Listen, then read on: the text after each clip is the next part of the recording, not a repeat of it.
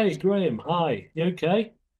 Hi, Paul. How are you? I'm okay, mate. I'm not too bad at all today. It's a sunny Richmond upon Thames day, so Hi. the world feels better when it's like that. Right. Well, don't blink or else you'll miss summer. Yeah, that's right. I know. You probably know that well coming from Manchester, mate. Yes, I do. Yeah. Well, it's more evenings of songs and stories, isn't it? And coming over in October as well, which is marvelous. So, are you in rehearsal for that coming up? Start rehearsing on the 25th here for my tour of America here in March and April. Right, and is it the same band that you toured with the last time you went out? Which band was it? Well, I saw you at the Was it Drury just, Lane Theatre in London. wa- was it just me and Shane and No, Todd? no, it was you in the full band. You had the drummer, guitar player. Right, got it. Same band. Brilliant. That was a Yes.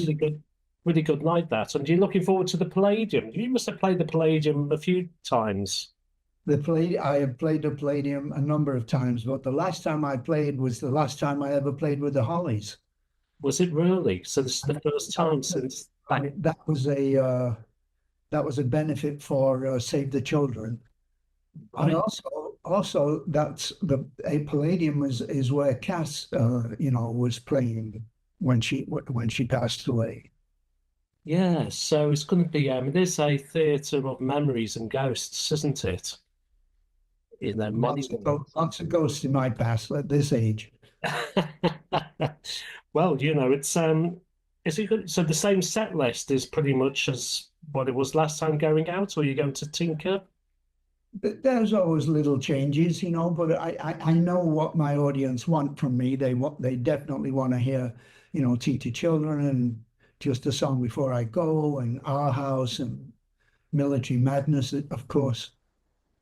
Yes, I mean you've got such a we're talking about the Hollies, such a breadth of material really to plunder, haven't you? And you've always Yeah. been very autobiographical and honest in your songs. But the stories that you intersperse, it is quite a it's an evening with Graham Nash and his music, really, isn't it? That's right. And a lot of people are enjoying it. My tours have been sold out. It's been incredible. I mean, to be my age and still being able to sing, like I did and be able to pull audiences like I did is very, very wonderful for me. And when you come back to the UK, is it how you remember it, or how do you see changes and Well, many changes. I don't like the loss of all the pubs that have been, it's like 4,000 pubs gone, and in a way, pubs are where most of the, gossip between villages went down, and yeah. people talking about ideas and stuff. And the loss of pubs is a shame, I think. Yes, it is. It's had the inflation. It's something like nearly £7 for a pint of ordinary bitter these And days. unfortunately, it's the big people like her, like that have really gotten rid of the pubs just by pricing. Mm. I mean, you can have your beer delivered now. Yeah, And life goes on. I mean that was the birthing ground of many artists and bands, wasn't it, as well? It was a bigger social Certainly, interaction. yeah, it certainly was with me and Alan when we were just teenagers. Uh, we would go to a pub on a Sunday and play a couple of songs, and there were agents in the audience that would come up and say, "Hey, what are you doing in a week's time? Can you play the U tree and with the show?" It's like, and that's where it all started for us. Yes, I mean you obviously you were school friends, weren't you? You and Alan, if I remember correctly. Yeah, And you it's been go, yeah, I've since I was 6 years old. and you're still in touch together. Yep, very much.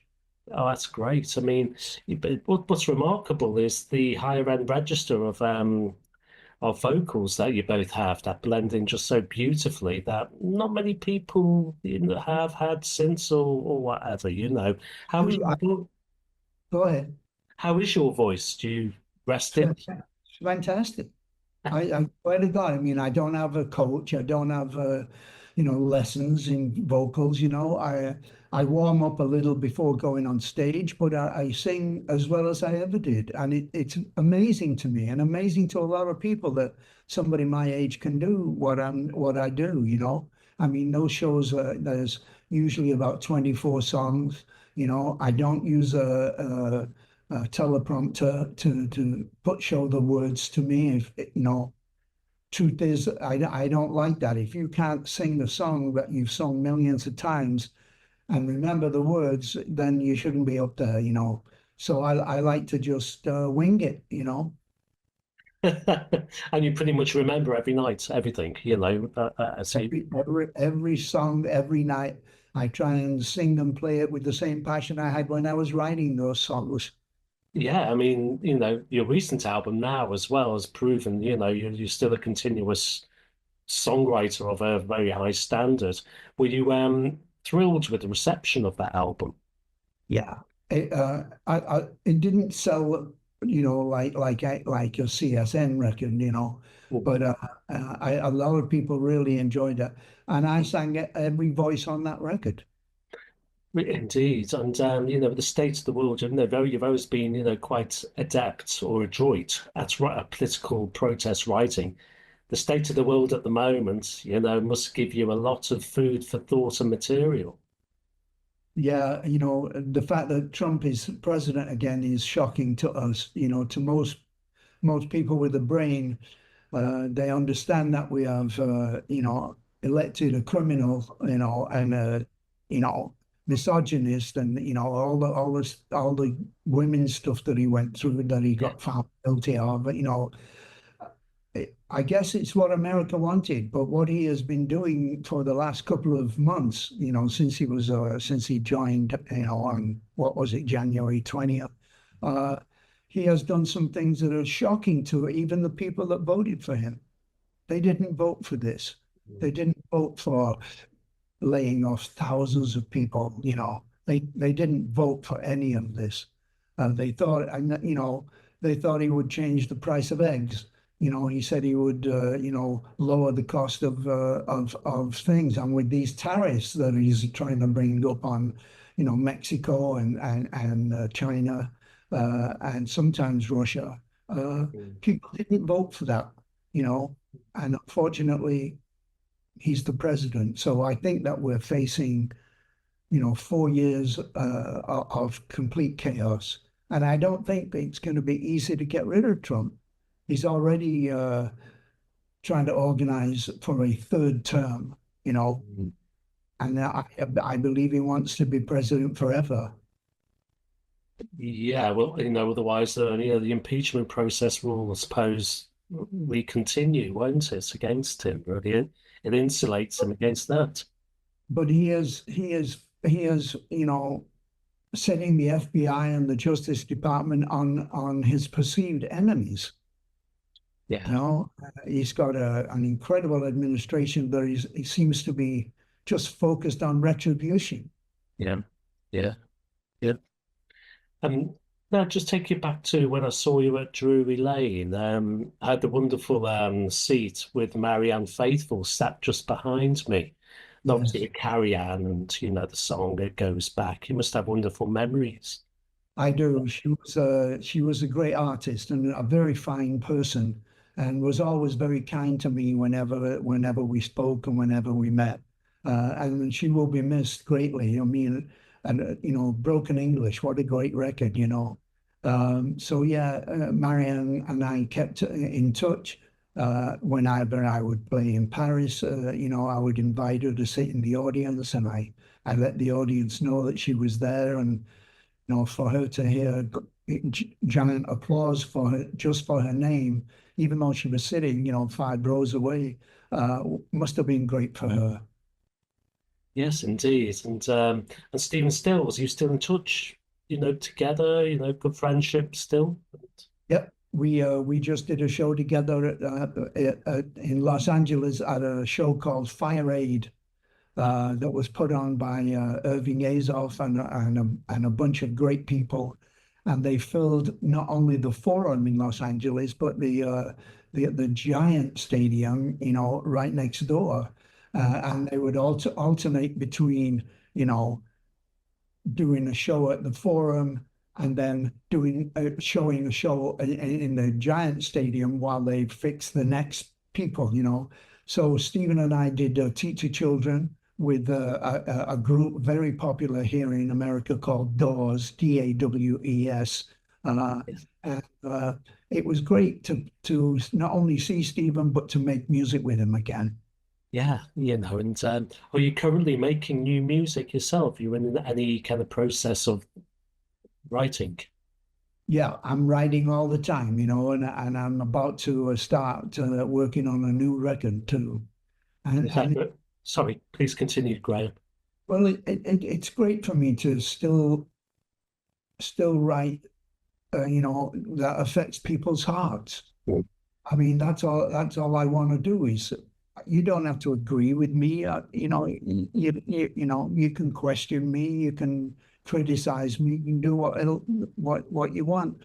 But I try and write songs that will people will realize that what I'm writing about happened to them also, and I love it when people sing my songs back to me. I think that means that they're invested in the music, and it's been so attractive to them that they've learned the words, and I like that. I like to be part of the audience and have the audience be a part of me when I'm on stage. Well, certainly, you carried that forth all the way through from the Hollies through everything, haven't you? And even your first solo album, was it Songs for Beginners? What was the impetus around that? Did you have a bunch of ideas that, you had stashed aside that didn't have an outlet for, I had a lot of when I did Songs for Beginners. We had just done Deja Vu when we did the first CSN record, of course. I had a lot of songs left over. So did David, and so did Stephen. And Stephen, went out and made a new band called Manassas, which was a really great band. Yes. And did If I Could Only Remember My Name, because he had a lot of songs that he needed to get out. And it was the same with me. I had a lot of songs that, because we weren't recording with David and Stephen or David and Stephen and Neil, what do? You can't just keep those songs in your head. They need to be recorded, to make room for other stuff. So that's what happened with Songs for Beginners. And is it always emotional playing Manchester on the tour? Yeah. Always emotional, because that's my home. I know I lived in Salford, and even though I was born in Blackpool, that was because all the pregnant women were evacuated out of town to have their children in peace. And then after a couple of weeks, they'd send you right back to Salford where it was being bombed. It just didn't make any sense to me. But it's very emotional to play Manchester, yes. Do you go and have a little scoot around and nose about on the day, or? Yep, I always try and find where Barrett's music store was, and where the Palace was, where I first heard Bill Haley, and in 1958, and that kind of changed my life. As a matter of fact, in truth, I have lost houses and marriages in my life, but I still have my ticket to the Bill Haley show. That was the entry point for you then in the music business too. Well, I'd been listening to the American Top 40 on Radio Luxembourg, so I was very affected by that early music of Buddy Holly and the Everly Brothers and Elvis and Gene Vincent and Fats Domino and Little Richard, and Jerry Lee Lewis, all the great Eddie Cochran, all the great music. But when I actually saw Bill Haley start to play, it was fabulous. It was fabulous. It changed my life. That was in Manchester. Yep. And the fact that we have music being played by Peter Asher on the European tour. It's going to be great to see Peter again. we have kept in touch a great deal, and he was delighted to be offered to open up for us, and I think it's going to be a really nice night of music. Yes, I mean we're all looking forward to that, really, especially with Peter on here as well, from Peter and Gordon, and all the Apple, the Beatles things that he was involved in. I mean, combined, you are, a hell of a couple of humongous chapters in the Encyclopedia of Modern Music, aren't you? Yes, and I think that Peter will be able to tell stories that I couldn't tell, but he can and he will, I'm sure. Yeah. Graham, I've got plenty enough, really, So thank you very much for your time. I really appreciate it, mate. Very welcome. Thank you very You're much. very kind. Thank you very much, and all the Bye. best.